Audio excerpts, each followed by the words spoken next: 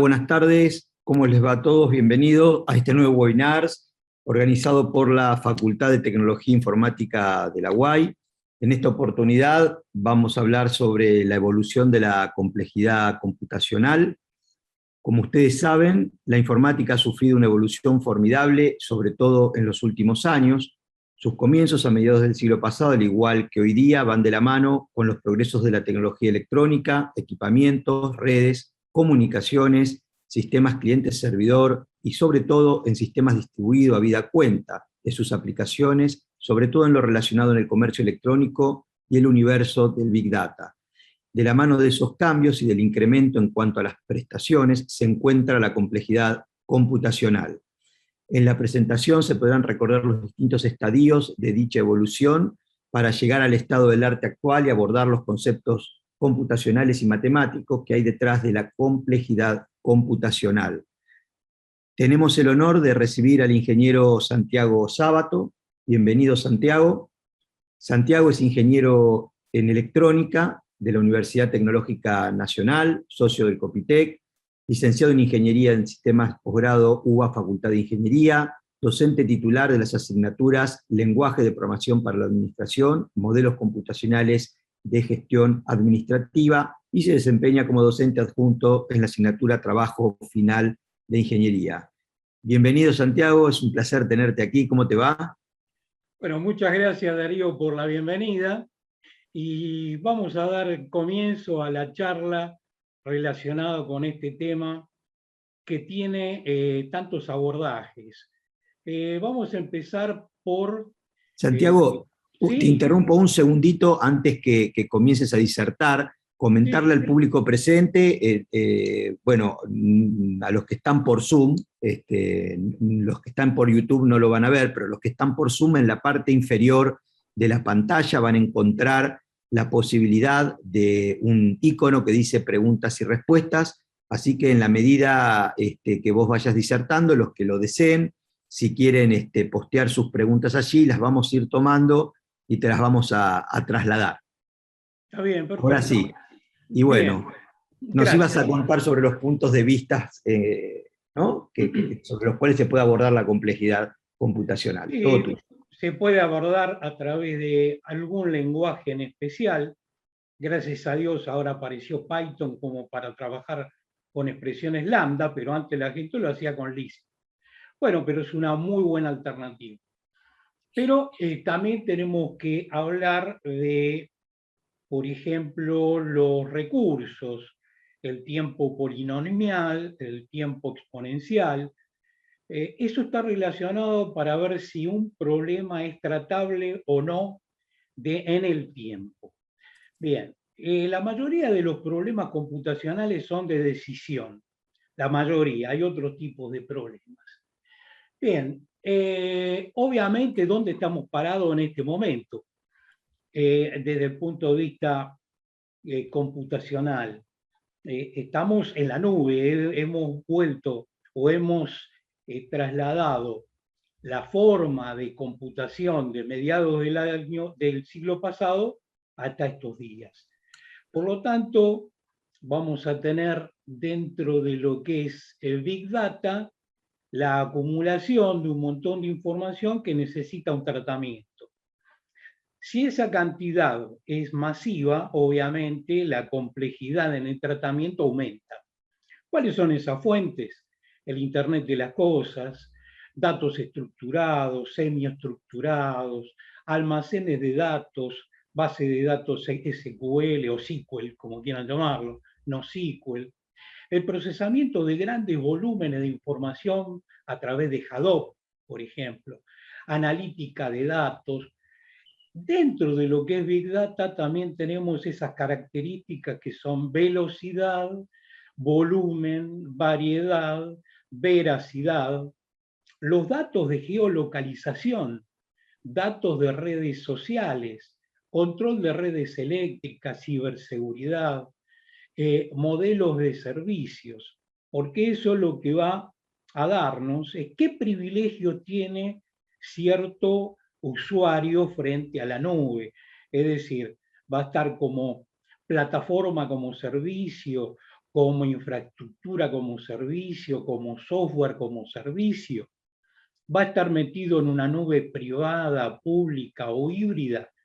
Por lo tanto, desde la vieja época del mainframe, donde no existía una red como Internet, que es la aplicación de las redes que existían en el tiempo de Guerra Fría, pero para aprovechar en cuanto a conocimiento, bueno, ese tratamiento en redes distribuidas es muy complejo. Cuando hablamos de redes distribuidas, ya lo sabemos los que estamos acá en la facultad, que tenemos sistemas cliente-servidor, pero esos sistemas, cuando en el medio tienen un broker que gestiona, se convierten en un sistema distribuido donde un cliente es servidor en una red y por ahí un servidor es cliente en otra red. Esa red de redes también tiene una complejidad de conexión que está dado o está atendido por un elemento fundamental del paradigma de objetos, que es la coordinación. Esa coordinación se hace a través de relojes, que son relojes atómicos, que se controlan a través de GPS que están a distintas alturas, ¿sí? Y lo que se tiene en cuenta es que hay que sincronizar esos relojes porque las distancias más cercanas o más alejadas a la Tierra hacen que haya un desfasaje en el horario. Esos desfasajes serán de nanosegundos, pero el control global lo tiene que tener en cuenta en cuanto a la concurrencia. Y eso está asociado, no es descabellado, a la ley de Einstein, la segunda ley de la relatividad. Bien. Todo eso hace que los algoritmos sean tratados por distintos tipos de lenguajes, porque esos lenguajes están asociados a las distintas aplicaciones. Por ejemplo, si nosotros trabajamos con Ruby, con Python, con PHP, con JavaScript, con Perl, esos son lenguajes interpretados, aunque por ahí PHP es interpretado del lado del servidor, son interpretados. Interpretados porque son tipados del lado del servidor. Bien, pero están los otros lenguajes, C++, C#, que tanto me gusta, bueno, Fortran, COBOL, los lenguajes que sean, son lenguajes imperativos. Bueno, pero cada uno tiene sus características. Entonces, cuando nosotros medíamos a través de la complejidad de Macab en un determinado algoritmo, ese viejo arista menos 2, menos nodos, más 2, y los nodos predicados más 1, o contar la cantidad de regiones, si bien eso no pasó en desuso, el tema de la complejidad hoy tiene un fondo matemático más importante. Podemos atacarlo también desde el punto de vista, atacarlo en un buen sentido, atacarlo desde el punto de vista de teoría de números, que es la aritmética superior. También teoría de la información, con las dos leyes de Shannon, ¿sí? La primera, que la cantidad de información, y la segunda está relacionada con la calidad de transmisión. En cuanto a la parte matemática, ¿sí? O a la teoría de la complejidad, está relacionada a la entrada y a los problemas tratables y no tratables. Ahora, ¿qué pasa con los problemas tratables e intratables? Lo que hoy es intratable, porque hay que resolverlo en un tiempo exponencial, el día de mañana, con el advenimiento práctico, no teórico, de la computación cuántica, esos problemas exponenciales se van a convertir en tratables, ¿sí? Pero hay que esperar. Esto es lo que explicaba en algún momento la doctora Yamira, es decir, de forma teórica, pero el advenimiento práctico que no tengo duda que va a venir, pero cuando sea aplicable en las universidades y los alumnos lo puedan tener en su máquina, será posible hablar con más propiedad. No nos olvidemos que en la década del 70, los que trabajábamos en computación, trabajábamos sobre mainframe.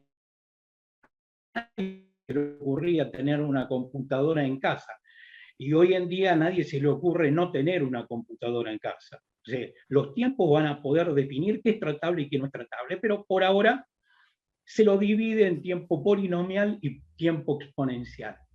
Ahora, con respecto, ¿con qué puede llegar a estar relacionada la complejidad con qué otras ciencias? Por ahí me estoy adelantando a alguna pregunta tuya. No, Pero justamente te iba a te leí el preguntar esto, o sea, pensamiento. con todo sí, lo que has mencionado, hay muchas ciencias que confluyen en el tratamiento de lo que consideramos la complejidad computacional, evidentemente. Sí, pero por ejemplo, ¿cómo yo sigo a través de la segunda ley termodinámica de Boltzmann la entropía en la difusión de los gases? Ese es uno. Pero, por ejemplo, si yo tengo que realmente seguir o crear o medir la complejidad en un algoritmo de tiempo real, o el producto de grandes matrices, o la transformada rápida de Fourier, o los modelos de biosfera, o la predicción de fenómenos sísmicos, o la simulación de Monte Carlo, sí, que lo usaba von Neumann cuando la bomba atómica para estudiar cómo se difundían los protones. Pero es un caso particular. Craqueo de fuerza bruta, modelos ocultos de Markov o construcción de redes bayesianas. Todo eso está relacionado con la complejidad. Puede ser por un lado termodinámica, por el otro lado probabilidad, por el otro lado estadística, por el otro lado matemática, pero siempre hay una relación. El primero que empieza a estudiar la complejidad es nada menos que el Leibniz, el que competía con Newton con respecto a la relación entre integrales y derivadas para tener como logro el teorema fundamental de cálculo. ¿Sí? Bien. Historias aparte, lo que hacía Leibniz era tener un lienzo y probar sacudiendo un pincel lleno de tinta. Él observó que, aparte estamos hablando de un gran matemático y un gran filósofo, orgulloso de haber resuelto la cuadratura del círculo, y su resultado es una serie infinita, que él estaba muy orgulloso porque esa serie infinita representaba la presencia de Dios. Aparte, es el descubridor de la aritmética binaria, no de la geometría, y es de Boole, pero la aritmética binaria la descubre Leibniz. Entonces, el 1 era el todo, Dios, y el 0 era la nada. Entonces, él encuentra en esas manchas, en ese lienzo, un patrón, lo que está diciendo que esa aleatoriedad está relacionada con la complejidad, pero encuentra un patrón matemático que responde a ese comportamiento. Y cuando esa difusión de manchas se ponía más complejo, bueno, utilizaba herramientas como Legendre u otros, pero siempre encontraba una ley de interpolación. Estamos hablando de un gran matemático. Actualmente, el que infiere la complejidad a partir de la aleatoriedad es Kolmogorov, pero ese es contemporáneo nuestro y de Chaitin. El primero fue Leibniz, ¿sí? Después, ¿cómo sigue el tema? Un gran matemático como Hilbert, como buen alemán, quiso axiomatizar absolutamente toda la matemática. Bien, el fracaso que tuvo fue rotundo, pero él escribió un librito con 20 problemas y se los repartió a todos sus colegas para ver quiénes lo podían resolver. Uno de esos problemas está relacionado con el tema que estamos viendo. Me interrumpen cuando quieran, ¿eh? Bien. Bien, bien, bien, no, Entonces, está apasionante lo que contás. bueno, perfecto, perfecto. Entonces, ¿qué hace Hilbert? Eh, Dice, bueno, voy a axiomatizar ambicioso, pero de todas maneras, su fracaso rotundo fue el comienzo de lo que es la computación. ¿Por qué? Porque todos los problemas de decisión nacieron con el fracaso de Hilbert. Pero ¿por qué fracasó también? ¿No? Por lo siguiente, porque Gödel demuestra en su teorema o su tratado de la incompletitud de la matemática que si hay axiomas que funcionan perfectamente, pero que no se pueden comprobar, está incompleta la matemática. Y todos los axiomas que están por encima, obviamente, están incompletos. Entonces tiró por tierra todo el trabajo que Hilbert buenamente quiso hacer para axiomatizar toda la matemática. Pero no todos tomaron el sistema axiomático formal de Hilbert como un fracaso. Viste que algunos descubrimientos o algunos hechos, algunos lo toman. Mirá, el que estudió nodos dio lugar a que hoy tengamos el ADN. ¿De acuerdo? Entonces, algo que parecía tan trivial sirvió. Va arrojando spin-off, ¿no? Cada una de esas investigaciones que después derivan en Exactamente. cosas muy trascendentes, por decirlo así. Exactamente. Aquel que estudió cómo crecían los copos de nieve en forma simétrica, y bueno, se puso a estudiar y dio origen a lo que hoy es geometría fractal. Ni hablar de los logros con respecto a cuando van y se presentan con Maxwell para representar la propagación de las ondas.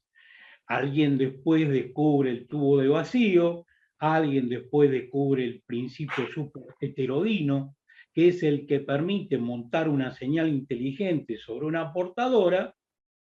Después, en un receptor hay una trampa RLC que toma la portadora, la elimina y nos quedamos con la señal inteligente analógica, que era cuando veíamos televisión o escuchábamos radio el siglo pasado.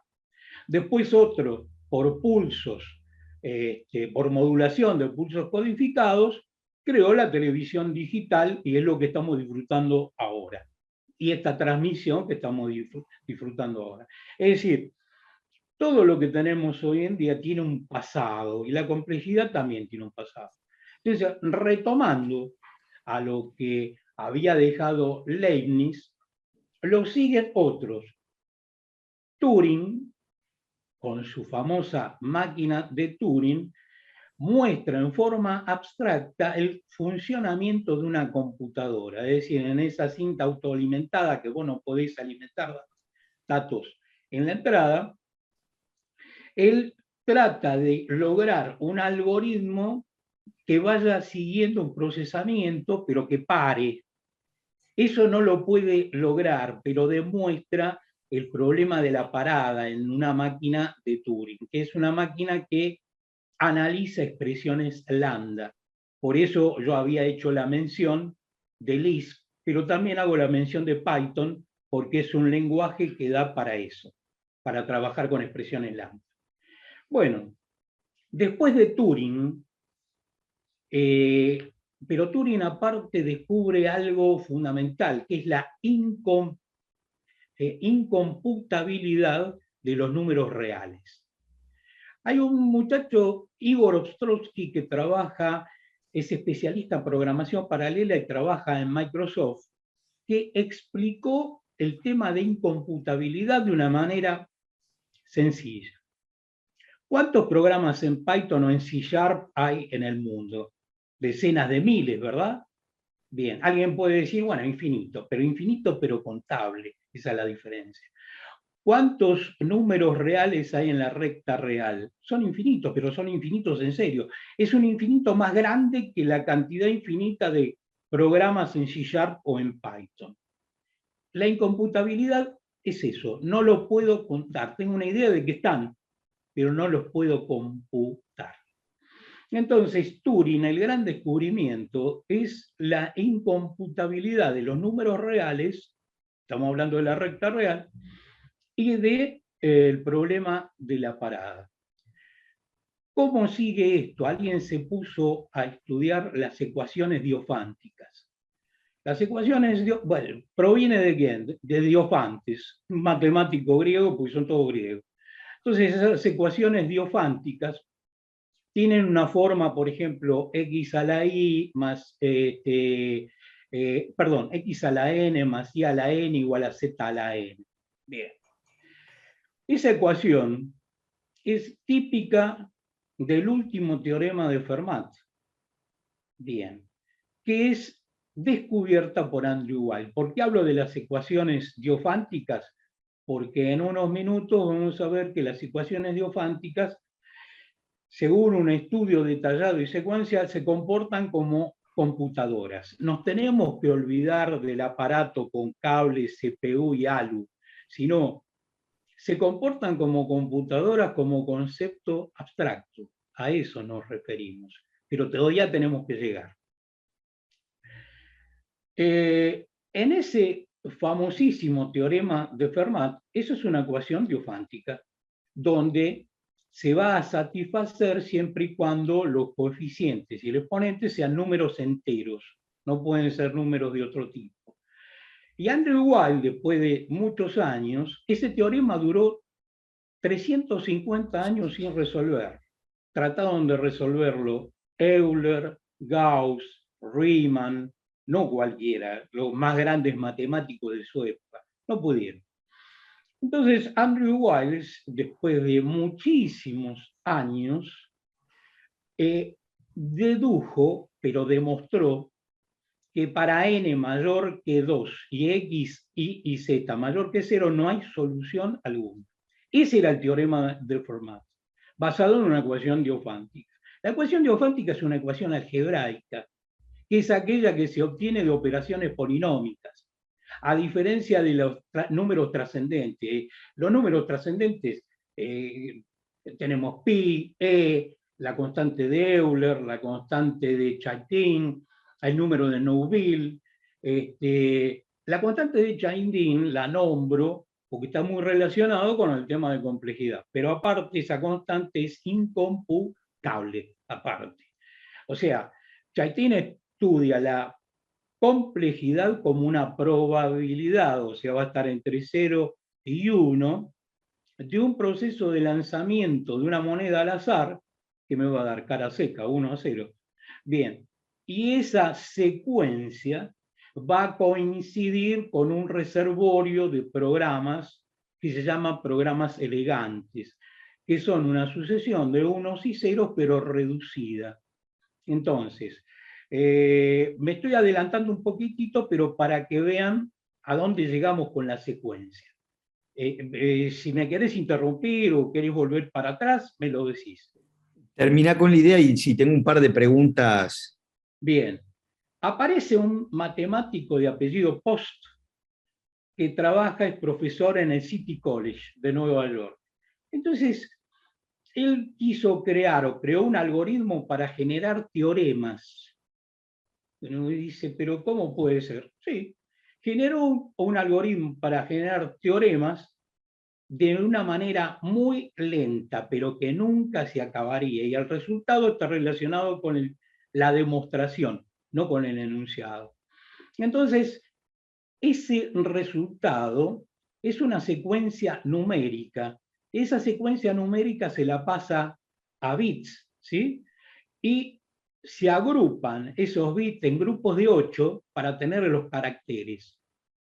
En esos caracteres está la demostración de esos teoremas que se generan con un algoritmo que inventó él. Y después, ¿cómo sigue la historia?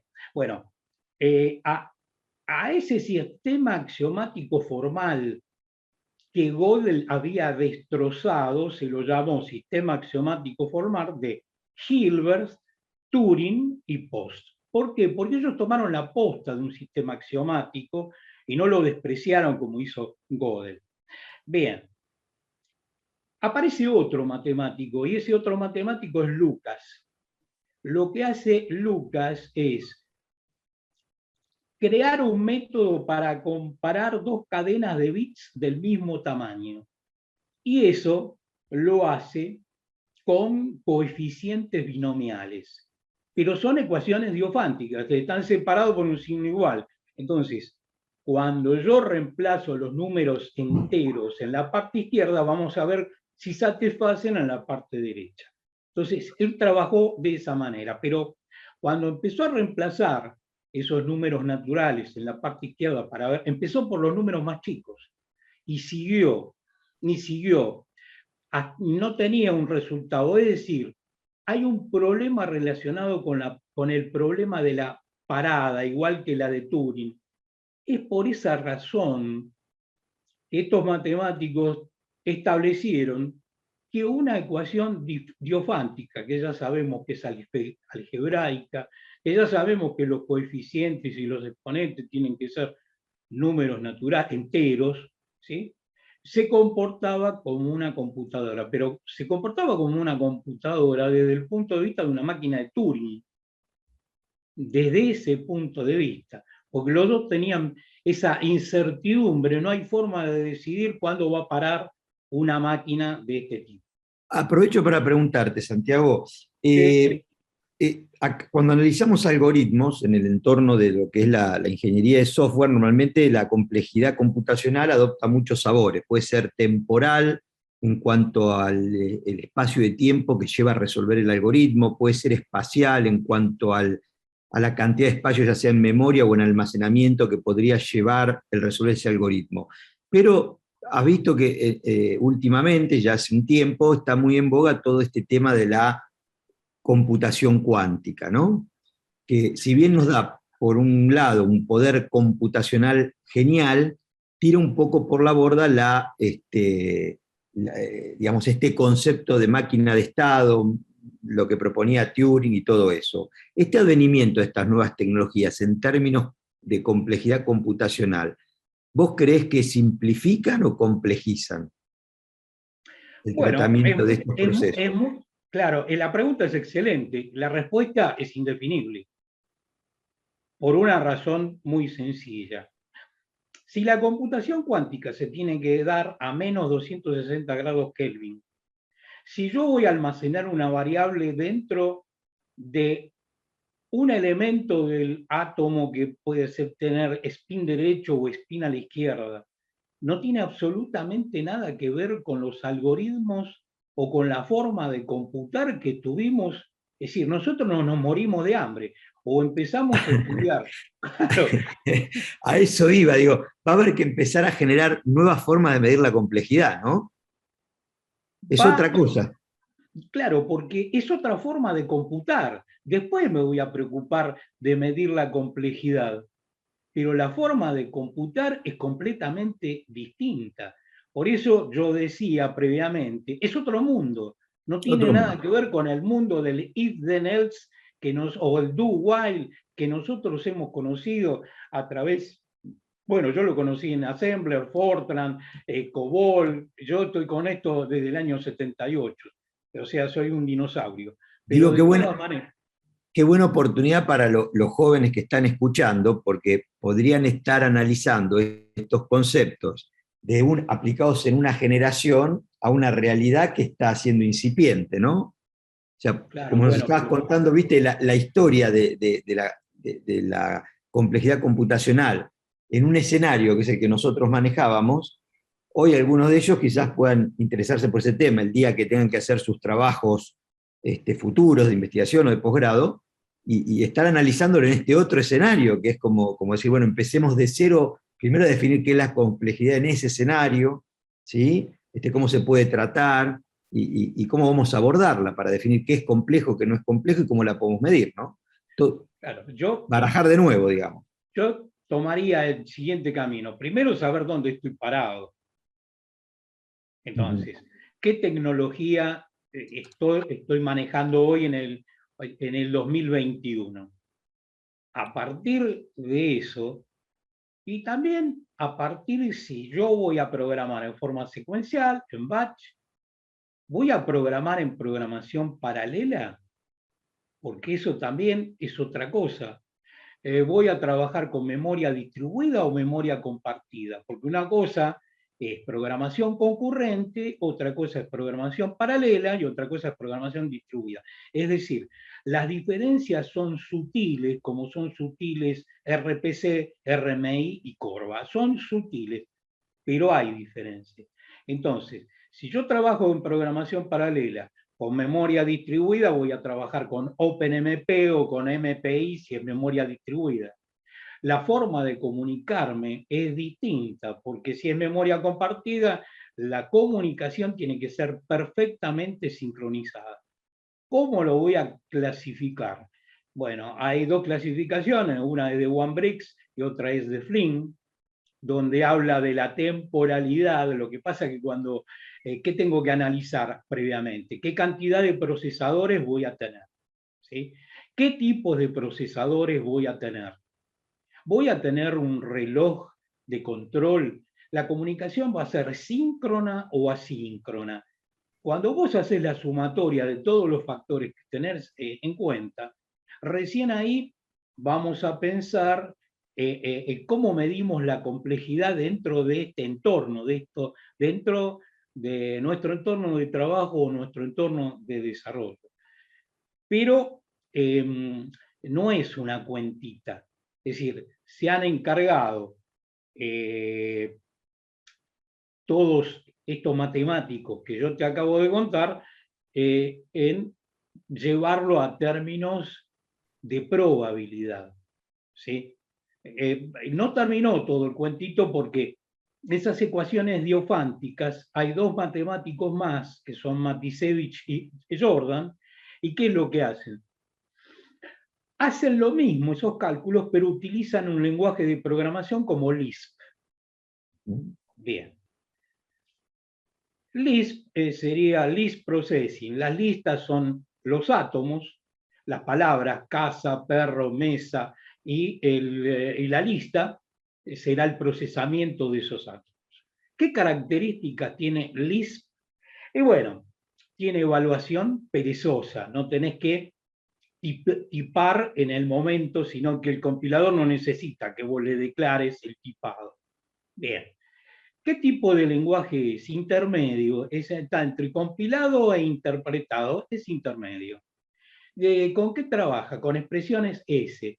Bueno, en realidad son expresiones lambda. ¿Sí? Bien. ¿Por qué? ¿Hay alguna razón para utilizar expresiones lambda? Porque son equivalentes a una máquina de Turing. Si yo la puedo expresar y la puedo evaluar, es equivalente a una máquina de Turing. Por lo tanto, puedo decir si es computable. Entonces, se enamoraron de ese lenguaje, pero también tenemos que tener en cuenta el advenimiento de otros lenguajes que nos permiten trabajar con expresiones lambda. Entonces, vos tenés la ventaja de que con Python podéis hacer un montón de cosas, Machine Learning, podés crear un vector para estudiar, hacer un análisis de sentimiento, para ver cómo anda el branding o de la marca o la gente a quién va a votar en las próximas elecciones. Ese análisis del sentimiento yo lo puedo hacer con Python y con Machine Learning. Pero también puedo trabajar con expresiones lambda. Así que ya te tiro la pelota, vas a tener que trabajar con expresiones lambda a través de Python y vos podés hacer muy bien el tema de complejidad con una herramienta moderna. Por ahí no tan afín a la matemática como Lisp, pero es más moderno, está más a mano. Es decir, cuando vos le preguntás a un joven acerca de Python, te responde. Y si le preguntás acerca de Lisp, eso es historia antigua. Se puede retomar como todo lo bueno, obviamente, pero hay herramientas más versátiles, quizás no tan afines a matemática, pero sí. Importante esto que mencionás, porque mencionaste el Machine Learning y estaba recordando dentro del Machine Learning un área en particular que es el Deep Learning, ¿no? Que sería todo el aprendizaje profundo a partir de redes neuronales. Sí. Y últimamente han salido algunas herramientas muy, muy importantes soportadas en Python, que es lo que vos mencionabas, como ser, bueno, las librerías tradicionales de Python, que ya conocemos, NumPy, Pandas, etcétera, pero ahora salió casualmente TensorFlow, que se puede trabajar dentro de Python y además tiene soporte para JavaScript, que son todas tecnologías modernas, digo. Se podría estar trabajando esto con lenguajes y librerías accesibles, modernas, ¿no? Entonces esto atraería un público a la complejidad ciclomática joven, por decirlo así, y Es no que, caer en Lisp o otros lenguajes que usábamos en otras décadas por ahí. claro, lo que pasa que también hay que tener un pequeño respaldo matemático, Seguro. ¿de acuerdo? Es decir, cuando hablamos de una ecuación algebraica, estar seguro de que sabemos la diferencia con un número trascendente. Es Sí, decir, sí, sí. claro, Los la modelos, de hecho, viste que los modelos de redes neuronales dividió las aguas en dos, por decirlo así. Los que tienen base matemática y son los que generan los modelos, y después los ingenieros que usan los modelos. Pero si uno quiere generar el modelo de red neuronal, tiene que tener un pequeño conocimiento de matemáticas, si no, queda trunco, ¿no? bueno, pero mirá, los problemas de complejidad, vuelvo a repetir, tenés para construir redes bayesianas, para trabajar con modelos ocultos de Markov, para hacer una simulación de Monte Carlo, para estudios del genoma o de fenómenos sísmicos, algo de matemática, tenés que... Sí, sí, regresión lineal, hay algo de Exactamente. matemática hay que tener, sí, sí, sí. Mirá, hay un matemático argentino que es titular en la Universidad de Roma y que estuvo desarrollando estos temas en el Departamento de Econometría de Ciencias Exactas de la UBA. Es decir, acá tenemos matemáticos muy importantes que son argentinos, que están descollando en otras universidades, que se han ido de Exactas de la UBA para otro lado. Pero este tema de probabilidad y de la alta probabilidad está desarrollado por esta gente. Y este en particular tiene dos libros. Yo tengo el primero, ¿sí? Tratando de deglutirlo y de entender, y de, sobre todo, llevar a un lenguaje llano los conceptos, porque ya nombrar a Turing, a Gödel, a Leibniz, a Lucas, a Post, a Matiasevich, porque hay una cosa que también es muy importante. Yo te nombré a Andrew Wiles, que descubrió el último teorema de Fermat, pero le ocupó un montón de años, estaba 350 años sin resolver. Él lo resolvió 10 años, desde muy chico quiso resolverlo. Porque esos desafíos que tienen los geniecitos, estamos hablando de gente de Cambridge, de Oxford, podría ser de la Universidad de La Plata, de la Universidad de Córdoba, de Exacta de Buenos Aires, lo mismo. Pero para resolverlo, vos fíjate, aplicó la conjetura de Taniyama Nishimura. Estos dos japoneses, que son matemáticos de la posguerra, descubrieron que si una ecuación elíptica, una parte es modular, el resto es modular. Con eso no le alcanzó. Tuvo que estudiar la teoría de grupos de Galois para resolver ecuaciones de quinto grado mediante radicales. Y también no le alcanzó. Tuvo que utilizar el método de Collier-Flitch y un método de Iwasawa para terminar con su trabajo. A lo que yo me refiero, que los descubrimientos en un momento son la secuencia anterior de muchos trabajos. Entonces, siempre hago la acotación de esa ecuación porque las ecuaciones diofánticas son las que expresadas como expresiones binomiales fueron las que le permitieron a estos matemáticos superiores hacer una analogía entre el problema de la parada de Turing y el problema de la parada de satisfacer esas ecuaciones diofánticas con números enteros. Es decir, hacer esa analogía requirió de mucho estudio anterior y de hacer relaciones. Cuando nosotros hablamos de la programación actual, ¿de qué tipo de programación? Claro. Vos sabés que esto que mencionas, no sé si coincidís con lo que voy a decir.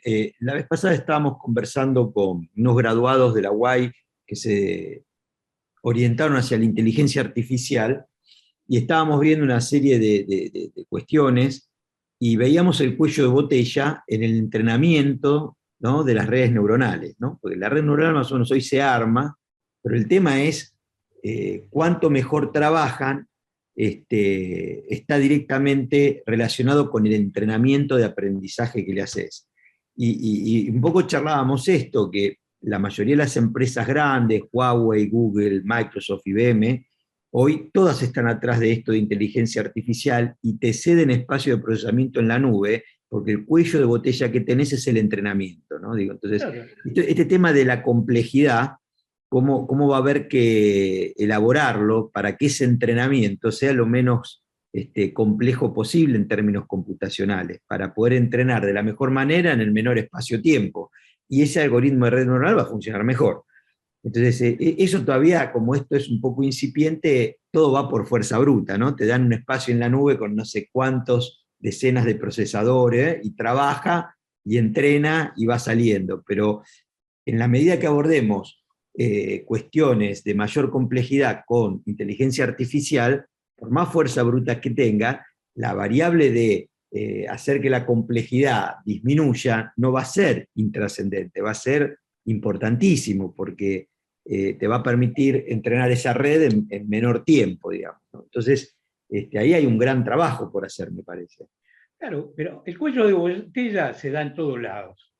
Mira, la ley de Moore dice que cada tanto tiempo se duplica la cantidad de microprocesadores que vos podés poner.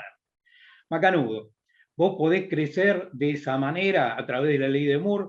No, porque los chips en su velocidad de conmutación generan calor, entonces esa disipación de calor no la podés resolver. Eso es un cuello de botella. La ley de Amdahl, ¿qué te dice cuando vos paralelizás? Vos agarrás, primero tenés que saber segmentar cuando vos programás en paralelo, ¿sí?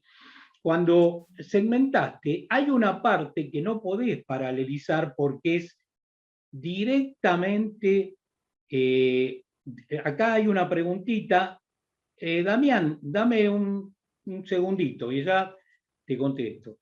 Tenés una parte intrínsecamente secuencial.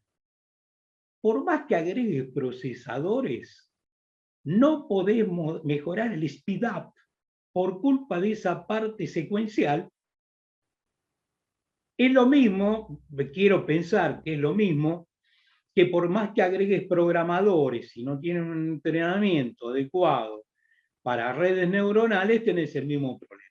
Es decir, el cuello de botella, y aparte creo que lo del entrenamiento es mucho más difícil que lo de la segmentación y paralelización, porque los procesamientos se pueden hacer más rápido. Pero alguien podría decir, bueno, pero no se haga ningún problema porque con programación cuántica seguramente la velocidad va a aumentar. Sí, pero los procesadores van a ser distintos, el entorno va a ser distinto y vamos a tener que hablar de otra cosa.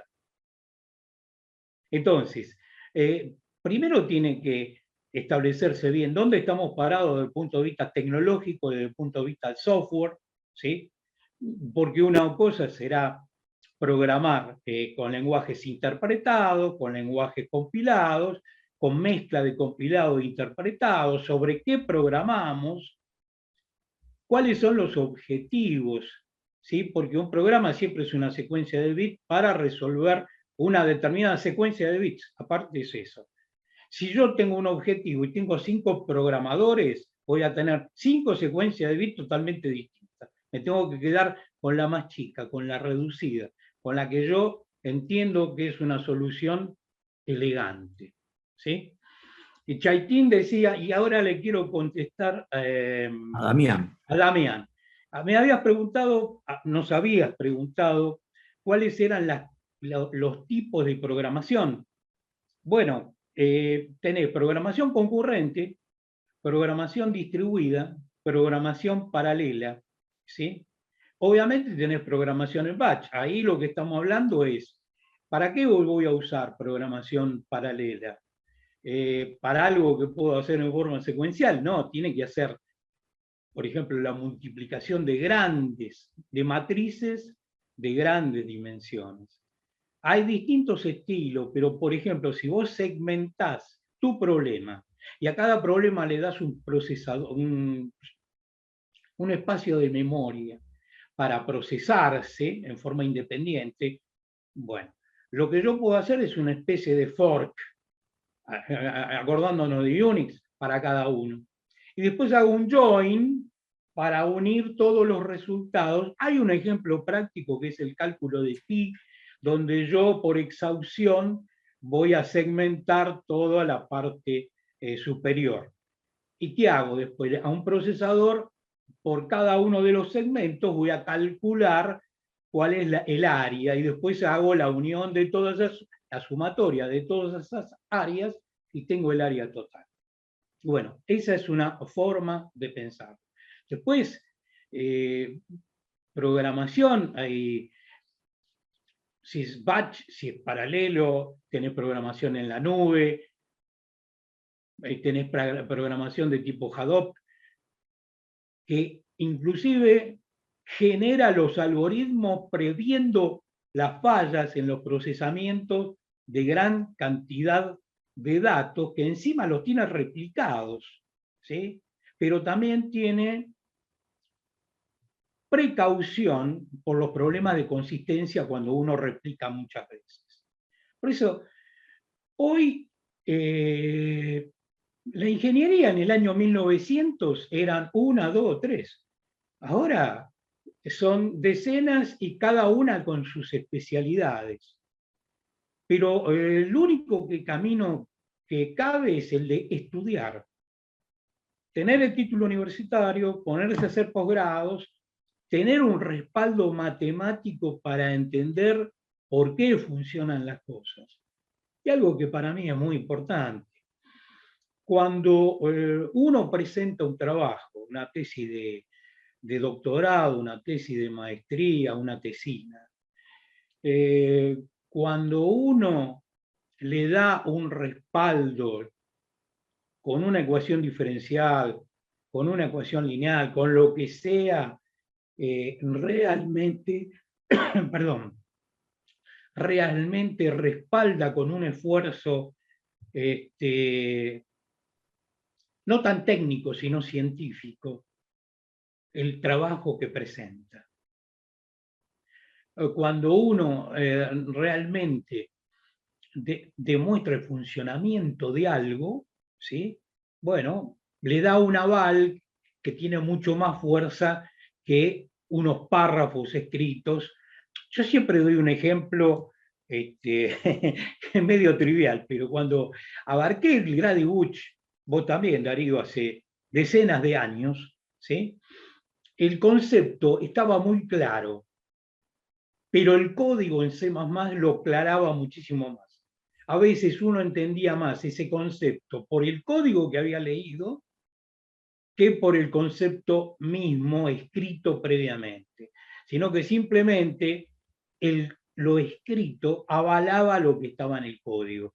Muchas veces una ecuación diferencial nos muestra claramente lo que el autor quiso describir en sus párrafos. Por eso hay que tener un bagaje, no es necesario ser profesor de matemática, pero es necesario tener algún amor a la matemática como para abarcar los temas, pueden ser inteligencia artificial, redes neuronales. Si yo quiero crear un vector que represente la analítica de datos, el análisis de sentimiento de algo, tengo que tener una idea por lo menos de qué es un vector. ¿Está? Bien. Santiago, está interesantísimo todo esto. Lamentablemente el tiempo es cruel, nos quedan unos minutos, porque nos comprometimos con todos los asistentes a dar un cierre alrededor de las 19. No me gustaría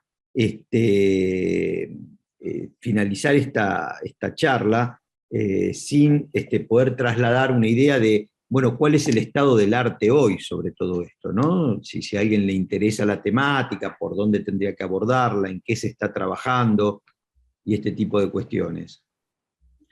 Mira, yo lo que aconsejaría, no soy quien para aconsejar, pero el libro de probabilidades de este autor, que se llama Alberto, pero creo que es el apellido de Loprede. Pero cualquier cosa, si vos querés, Darío, le dejás mi correo a la gente que tenga interés. Sí, sí, Entonces, lo voy a poner aquí. está este autor de simulación, de la parte de probabilidades, pero de este tipo es un campo. Después tenemos la saga de los números, después tenemos la historia de los matemáticos a través de Bell, o a través del libro de Klein, que es una historia de la matemática. El amor por los números, yo digo que yo estoy enamorado de la matemática, pero la matemática no está enamorada de mí, ¿de acuerdo? Es decir, en una dirección. Un amor Porque no correspondido. exactamente, es así, en el sentido de que se entienden muchas más cosas cuando tiene un respaldo matemático, de tal manera que por lo menos uno lo puede abordar y tiene una idea de por qué cosas está respaldado. Si vos le pasás a los interesados, hay un abordaje matemático, un abordaje sistémico, es decir, hay una teoría de la complejidad, una teoría de la información y una teoría de la teoría de números. Se llama así, tal cual. Teoría de números porque es aritmética superior. De ahí es que pudimos abordar esas ecuaciones diofánticas que se satisfacen con números enteros. De ahí que pudimos abordar que la recta real tiene infinitos números. Entonces, o Chaitin o Turing, cuando quiere averiguar la complejidad, bueno, hago este calculito teniendo en cuenta la cantidad de decimales que quiero averiguar de la recta real. Ese número que me da entre 0 y 1 es la probabilidad de que esto tenga esta complejidad. O sea, hoy se da en términos matemáticos y probabilísticos el tema de complejidad. Están Chaitin con Mogorov, los actuales, ¿sí? Y este que tenemos el orgullo que sea argentino. Pero está en Roma, por algo será. Bueno, yo me tomé la libertad, puse tu mail, Santiago, ahí en el chat que estamos compartiendo, por si alguien te quiere ubicar con posterioridad. A mí es un tema que me apasiona, así que no me va a costar nada, pero ya el compromiso hay que leer, ¿eh? Ahí está. No le gusta Lisp, bueno, pero tiene a Python, tiene a vos como recurso con Python, y bueno, te pasé la responsabilidad. Está muy bien, no hay ningún problema, no hay ningún problema. Bueno. Nos gusta mucho todo esto. Bueno, Santiago, para honrar el tiempo que nos has dedicado, vamos a ir cerrando este hermoso webinar, interesantísimo el tema, da evidentemente para mucho más. Agradecerte tu presencia, como siempre, y nos has instruido y expresado con una claridad meridiana todos estos conceptos que para un futuro ingeniero y para los que ya lo son, sin ningún lugar a duda, son muy importantes. Así que, bueno, irte despidiendo con un caluroso abrazo a la distancia, ya que por la pandemia no nos hemos visto tan seguido como nos veíamos antes. Sabés que, bueno, este es tu espacio y tu casa, así que cuando tengas ganas nos avisás y podemos continuar profundizando esto, y también agradecer a todo el equipo técnico que ha dado soporte a la actividad, Javier Garay, Pablo Navarro, Edelmar Anselmi y todos los técnicos que sé que están allí atrás trabajando. Y un reconocimiento muy especial a todos los que nos han acompañado a través de YouTube y del link directo de Zoom, que semana a semana están en nuestros webinars. Así que bueno, un saludo grande y nos estamos viendo en breve. Les deseo muy buena semana. El agradecido soy yo por el respaldo de todos los técnicos, de tu presentación y de todo. Muchas gracias. Bueno, los honrados somos nosotros, Santiago. Muy amable. Bueno, buenas tardes, muchas gracias. Adiós, hasta luego.